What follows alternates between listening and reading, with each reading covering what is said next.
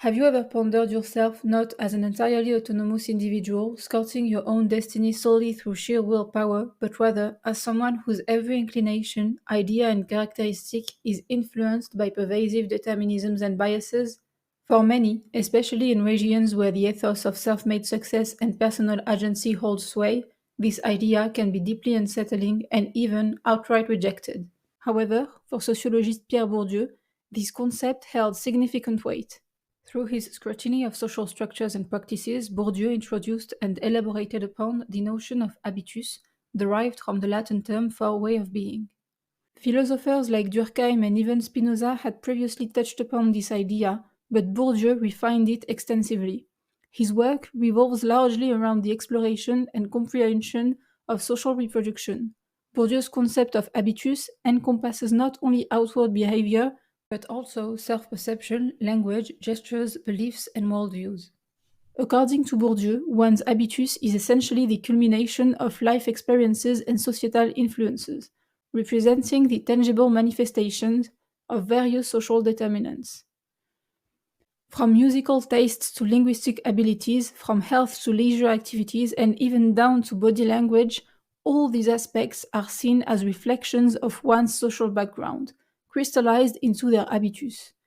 In his essay Distinction, a social critique of the judgment of taste, Bourdieu emphasizes how different habitus within various social classes serve as means of differentiation.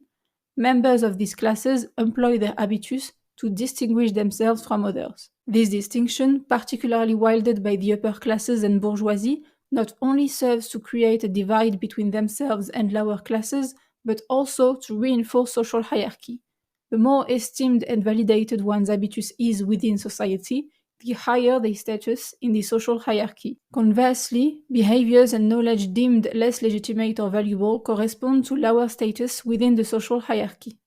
Bourdieu employs and refines the concept of legitimate culture to evaluate the value of an individual's cultural capital and knowledge.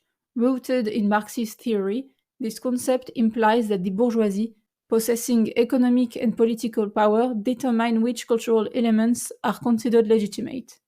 As a result, they shape society to align with their definition, typically reflecting their own beliefs and practices.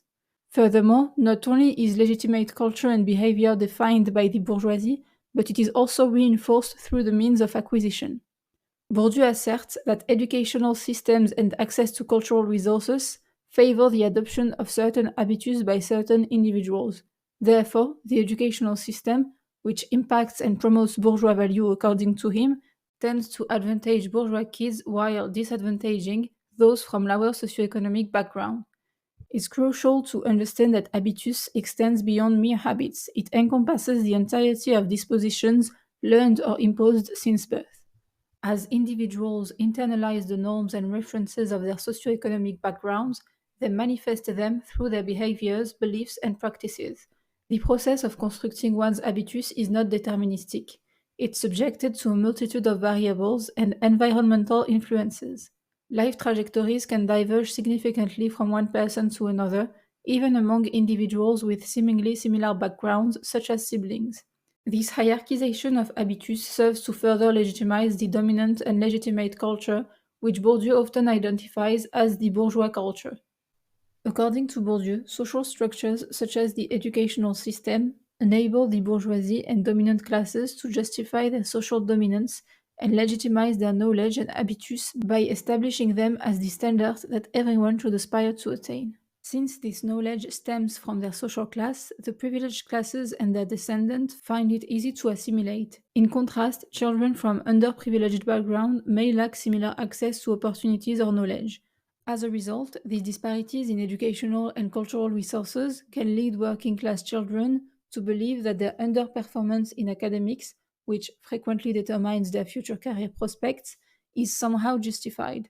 This mentality inclines them towards accepting and rationalizing their lower position within the social hierarchy. This inaugural video sets the stage for what could become an ongoing series. Through your engagement in the comments, we'll delve into the captivating world of sociology, philosophy, and literature inspired by the very essence encapsulated in the name of our channel.